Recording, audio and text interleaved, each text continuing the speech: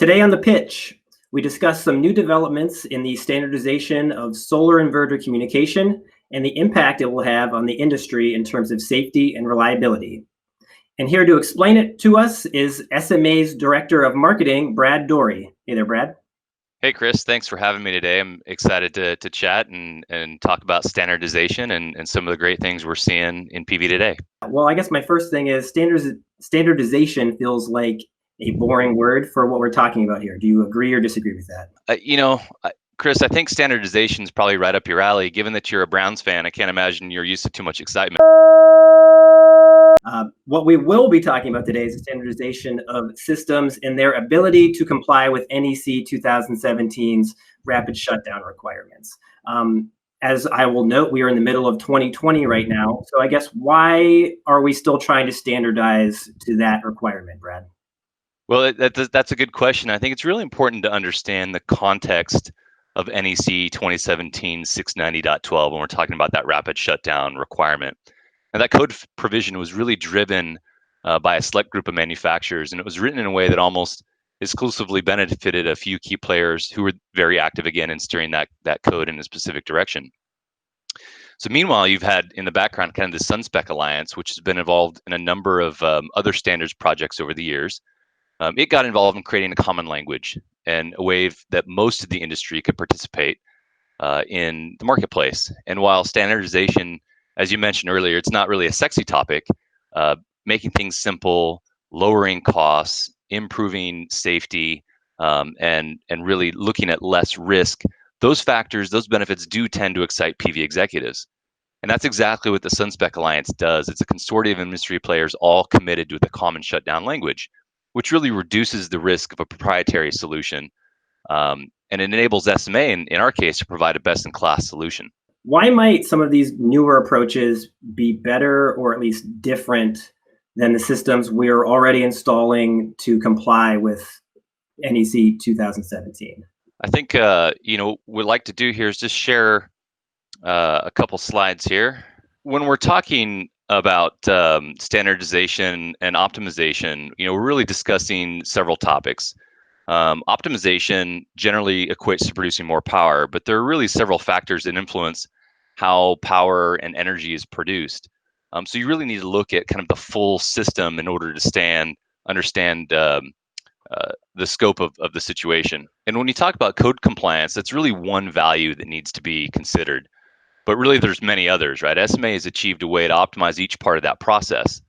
And the method we've adopted for our shutdown solution not only makes things simple for installers, but it speeds installation, it increases reliability, right? It allows us to massively reduce the number of components in a system, and it improves system operation while still meeting code.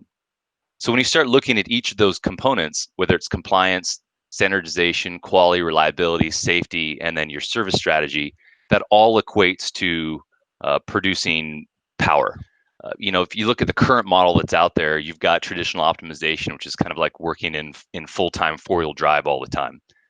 SMA, through the model utilizing ShadeFix optimization and our SunSpec certified shutdown device, is really more on-demand four-wheel drive. And so we're able to kind of eliminate that fuel penalty that you get from traditional optimization, which is constantly boosting and bucking voltage, creating heat, wear and tear. And we're able to do that kind of selectively so that you reduce that wear and tear on a system while producing more power. So what you end up is a system that produces more power. We've removed those sensitive electronics and those sensitive components from the roof. We're not constantly boosting and bucking voltage. As we mentioned, that the thermal wear is reduced. But remember, we're also not just trying to improve safety for first responders. We're trying to keep solar installers off our roofs, which represents the greatest risk for injury. So we've developed a way to, again, improve that performance and safety by correcting some of the things that are wrong with today's rooftop-based model. That last point is the one that's most intriguing to me. NEC 2017, the whole point of it is, safety. It's the industry, like kind of one of the top safety requirements right now, but safety focused on first responders, which is obviously a good thing as a top priority. But like you said, solar installers and the homes themselves, those, we have to be worried about the safety there too. And so if a system can reduce connection points and then reduce the amount of electronics needed to be up on a roof. Those are, failure points. That just sounds like truer long-term safety to me, beyond what the code is requiring. So, I mean, you kind of mentioned it there, but is that kind of the track that we're on right now with the SunSpec Alliance right now? Yeah, absolutely. You're correct, right? So when you look at safety, you've got the code compliance, which is designed to support first responder safety. But there's a whole other constituency involved there, and that's solar installers. And there are more solar installers that are injured from falls each year than from any other type of workplace injury. So protecting the folks that are putting up systems is incredibly important. Well, how do you do that? Number one, you have to keep them off of the roof. So certainly we want to protect first responders and we want to meet code, but at the same time, we want to make sure that we're not creating additional problems by putting more electronics up on the roof. There are studies that have been done in Germany that actually show, the more connections you have up on the roof, the greater fire risk you have. So you're inadvertently introducing a potential threat up onto the roof when you're trying to reduce risk. And again, if you mentioned the component count, right? If you can reduce the number of components in a system, you reduce the potential points of failure. Now, remember, all of these components that are up on the roof are in a very inhospitable environment, right? They're up there baking under the sun. They're exposed to birds and mice and other things that might be up on the roof, and so it's not a protected environment. If you reduce the number of components and you reduce the number of connections, certainly you can improve that overall system performance.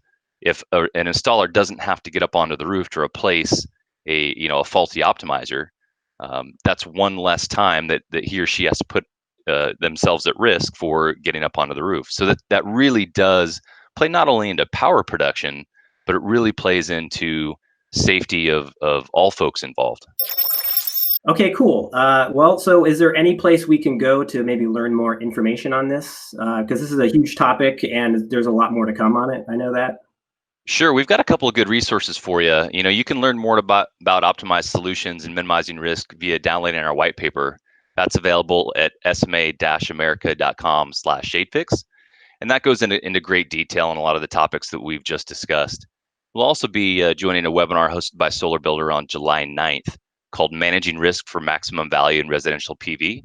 And it'll have representatives from SMA and the SunSpec Alliance to really get into the details of how the technology works and the value that it brings to the installer community. I hear that has a really awesome moderator, so I'll be sure to check that out. It does. You want to tune in just for that.